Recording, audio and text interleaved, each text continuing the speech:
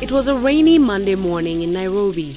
Everything seemed normal and business went on as usual in Sinai.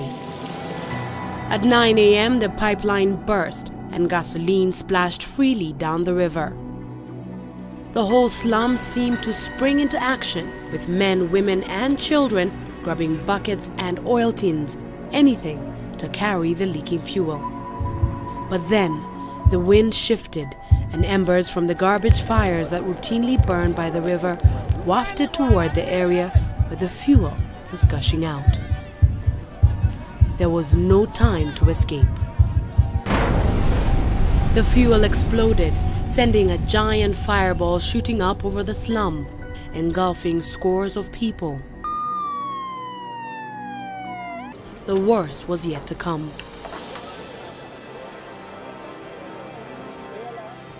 Many of the victims were badly burnt and succumbed to their injuries shortly after making it to hospital. One more. As at 2:30 this afternoon, we have received 112 patients with severe burns, most of them above 30 degrees burns.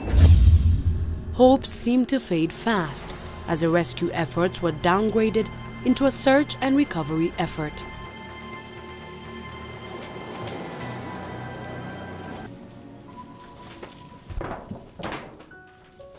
The Sinai slum is home to about 15,000 people and mainly provides labor to Nairobi's industrial area.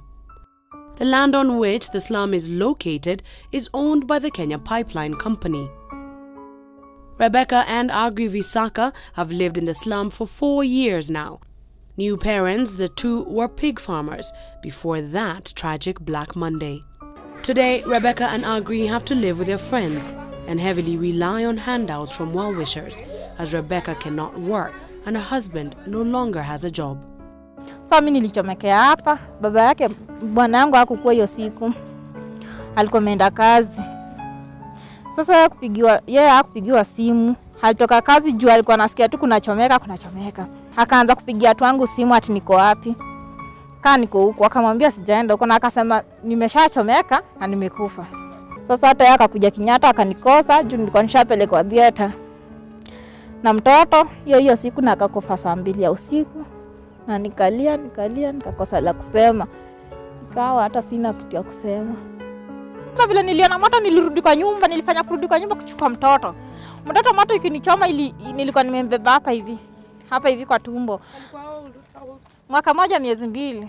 Sasa vile moto ilikuja ilinimwagikia hapa nikaenda kunichoma huku tukaanguka na yeye naye akachomeka kiuno, unaona? Na kuchomeka ile alichomeka ni kuanguka alianguka kichwa ikagonga hivi chini. Na mimi nilianguka kana nimelala hivi. Siwezi kujua sana juu bado niko na vidonda. Najua hii ni graft. Mpaka hivi kwa shingo ni graft. Unaona? Hata ni graft. Rebecca was burnt almost beyond recognition and received 3rd-degree burns. She was recently discharged from Kenyatta National Hospital, but has to frequently go back for dressing appointments. Rebecca is just one of the many victims from the tragic fire in this village, where more than 120 people died and another 160 were injured.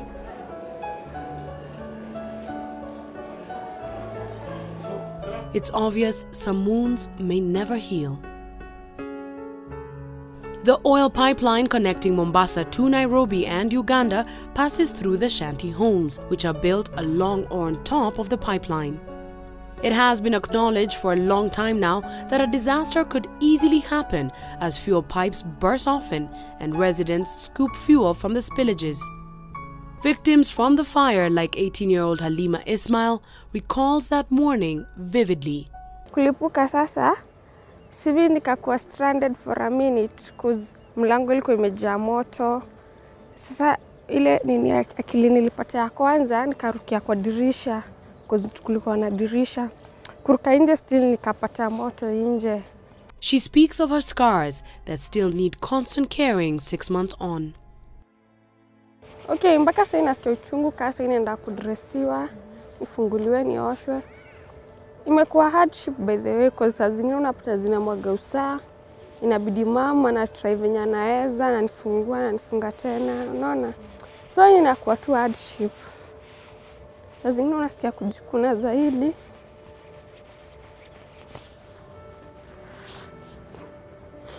This young woman lost her husband in the fire and recalls what life was like before that tragic morning. Konga mpoa, kwa treat ka wife. Na kanionyesha life in another direction. What do you feel now? Sad.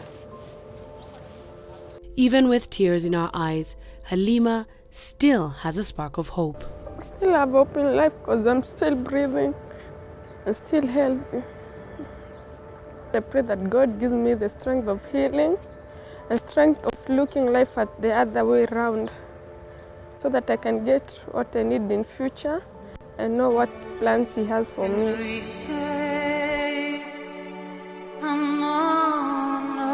Join us tomorrow for part 2 of Unhealed Scars, where we bring you more stories of hope and courage from Sinai. For Newsnight, I'm Kobi Kihara.